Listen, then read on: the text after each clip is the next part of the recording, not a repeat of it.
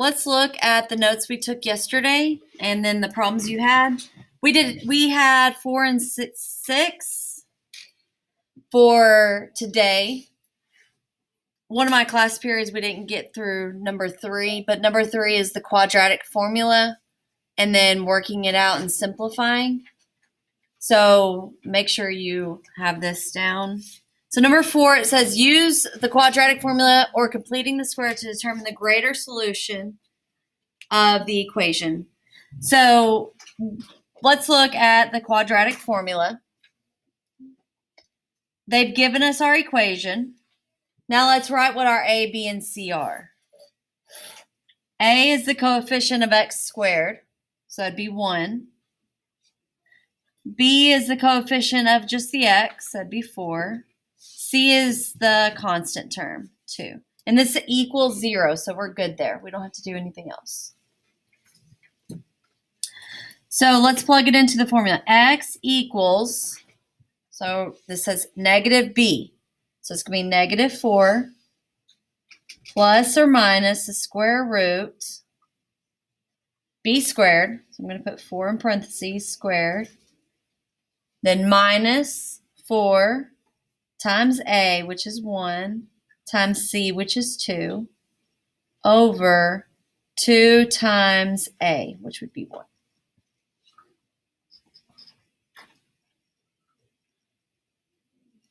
So x equals negative 4 plus or minus square root. Let's go ahead and find out what this is.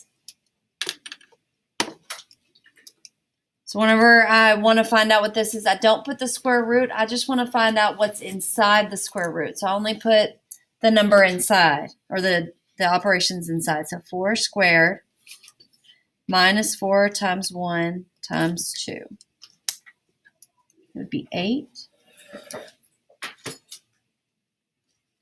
Over 2. And it's asking for the greater solution. So we have the two solutions, negative 4 plus square root of 8 over 2. And x equals negative 4 minus square root of 8 over 2. We've got to find out which one's greater. And then that'll be our solution. It says round your answer to the nearest hundredth. So we are going to put this in. So do a fraction. And we're going to approximate it. This is called your exact answer. We're going to approximate it by having our calculator estimate it by performing the operations. So I put in negative 4 plus square root of 8 over 2. Y'all need to practice putting this in so that you know how to put it in.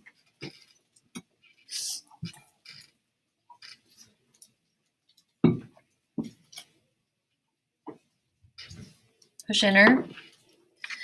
And we're going to round to the nearest hundredth, so that is 2 places.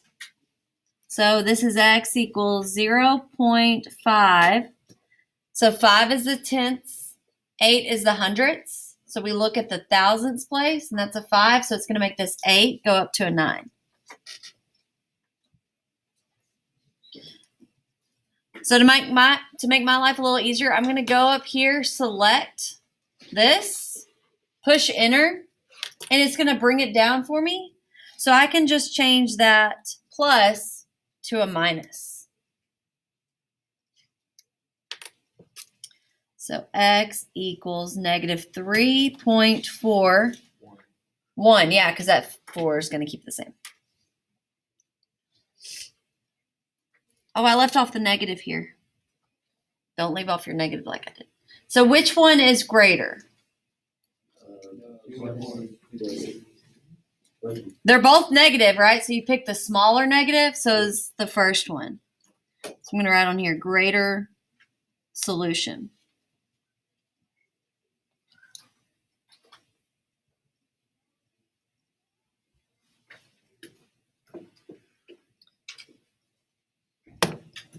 Okay, let's go to number 6. What is the greater solution of this equation? It doesn't tell us what we need to do to solve it. So I would say let's go ahead and just graph it and see what our x-intercepts are.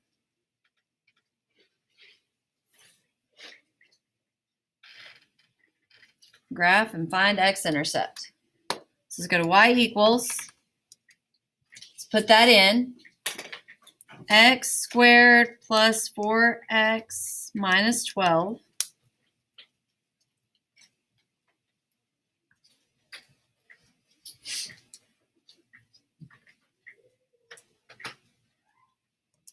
and we want the greater solution. So let's look at them. Are we going to pick the ones that's on the left or the one that's on the right for the greater solution? The one that's on the right. It looks like it's at 2, right? We just need to double check. So let's go second trace. Since we don't have answer choices, I'd like to double check them because it could be a decimal. Go to 0. Practice these steps. Second trace. Go to 0. Everybody should be doing it. And then we want to go over to this one and do the 0 on that side. So left bound would be on the left side. So I'd ignore this whole other side and only focus on this. So the left would be here. That would be your left bound, inner. Go above it for your right bound.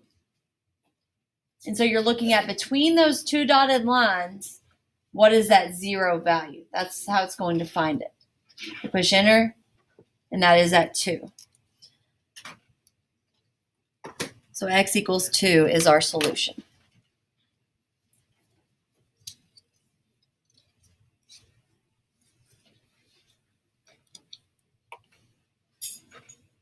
Okay, the other one that I wanted to look at with y'all was number 10.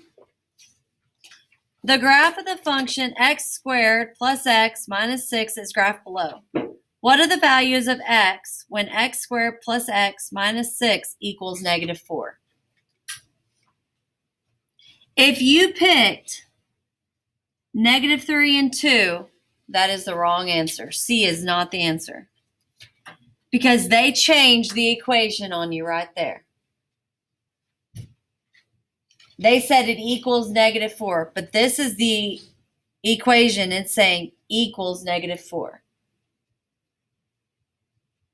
Which is crazy, right? Like, why did you graph this for me?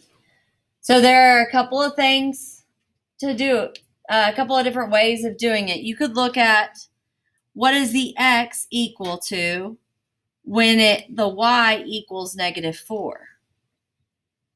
Because we're saying that the function equals negative 4. It doesn't equal 0 like we had been doing. So we could look at the negative 4 and where are the x values? See, negative 4 is right here. Where are the x values? Looks like this one's at negative 4. 1, sorry. 1, negative 4. And this one is at negative 2, negative 4. So our solution is actually negative 2, positive 1.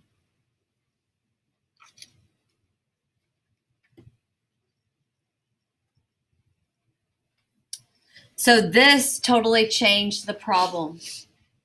So you have to look and see what the question is actually asking for. If we were to just briefly read over it, select our answer real quick, we probably would have selected C.